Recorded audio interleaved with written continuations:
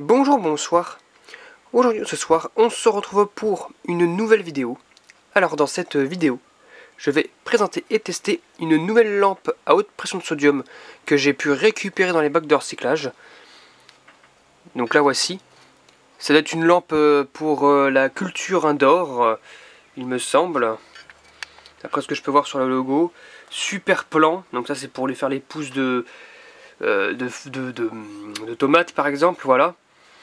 Certaines personnes utilisent ces lampes-là pour faire autre chose, ce qui n'est pas légal, donc voilà. Et vous savez tous de quoi. Mais bon, voilà. Il y a des lampes, j'ai déjà acheté du matériel de culture indoor sur des sites spécialisés. Voilà, parce que eux ils sont pas responsables de ce qu'on en fait, hein, et voilà, et moi je n'ai jamais fait, voilà, pousser ce qu'il faut pas faire. Mais c'était pour de la collection quand j'étais gamin, voilà. Mais là, ça j'ai récupéré ça dans le bac de recyclage, mais ça vient sûrement d'un magasin spécialisé dans les plantes. Donc une lampe à haute pression de sodium de 250 watts. Pas neuve du tout, hein. D'ailleurs c'est pas non plus la meilleure qualité parce que je vois que le culot bouge dans tous les sens au niveau du plot et tout. Voilà, même je sens que je vois que l'ensemble bouge un petit peu à l'intérieur, quand même c'est pas de la bonne qualité. Mais bon, on va voir si elle fonctionne quand même au moins, normalement elle devrait fonctionner. Du coup je vais la mettre tout de suite dans la douille. Voilà, elle est mise sur la douille. T'as tout l'ensemble qui bouge, qui vibre. Voilà, c'est un peu lâche, c'est pas ça sur les Osram quand même. Hein. Mais là ça se voit que c'est pas de la très bonne qualité, mais bon voilà, on verra bien si elle fonctionne. 1, 2, 3. Voilà. Donc elle est tout de... Il n'y a que la partie de l'électrode du bas qui commence à devenir orange.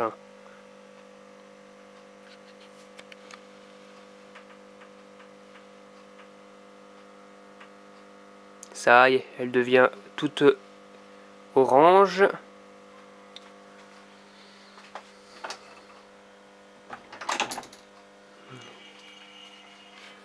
Ça y est, hop, ça démarre. Je vais voir si elle cycle ou pas. Normalement, elle devrait pas cycler non plus, mais bon. Par contre, au début, quand ça chauffe, on voit que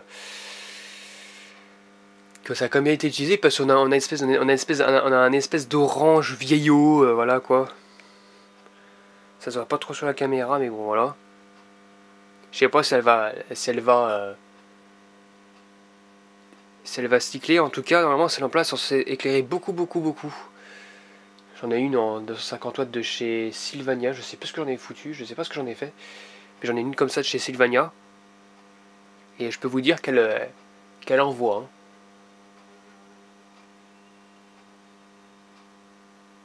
Ça y est. Elle chauffe de plus en plus. Là, on a une couleur un peu plus correcte déjà. Voilà.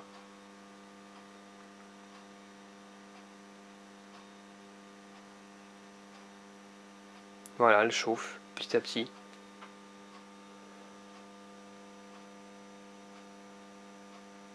Ça y est, ça y est.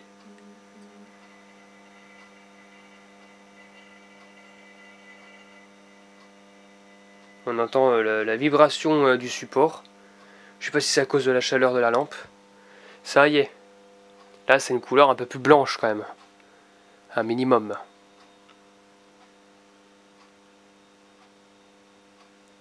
Ça y est. On voit, hein. Les lampes, enfin, tout perd en couleur. L'IRC est pas super bon, hein, c'est normal. Hein. Les lampes sodium sont pas connues pour avoir une très belle luminosité. Sachant que elle est vraiment faite pour pour la croissance des plantes. La floraison, il faut mettre de la iodure métallique. Et la croissance, c'est la lampe CHP, donc la haute pression de sodium. Voilà. Aujourd'hui, maintenant, c'est remplacé par des flots compacts, puis des LED, voilà, qui copient maximum ce genre de lampe, en fait. Hein. Elle n'a pas l'air de cycler, tant mieux. Ça serait dommage sinon. Mais voilà, ça éclaire super bien. Et maintenant, si j'éteins la lampe, j'adore. On voit tout le tube rester légèrement incandescent. Tout le tube à décharge. Et puis après elle va revenir complètement noire. Mais on voit déjà qu'elle n'est pas neuve non plus. Hein. Les électrodes, les cathodes plutôt, ont vraiment bien chauffé. Donc voilà, c'était tout pour cette petite vidéo de test de lampe iodure à haute pression de sodium de chez Superplan. Voilà. J'espère que cette vidéo vous aura plu et à très bientôt pour une prochaine vidéo. Au revoir.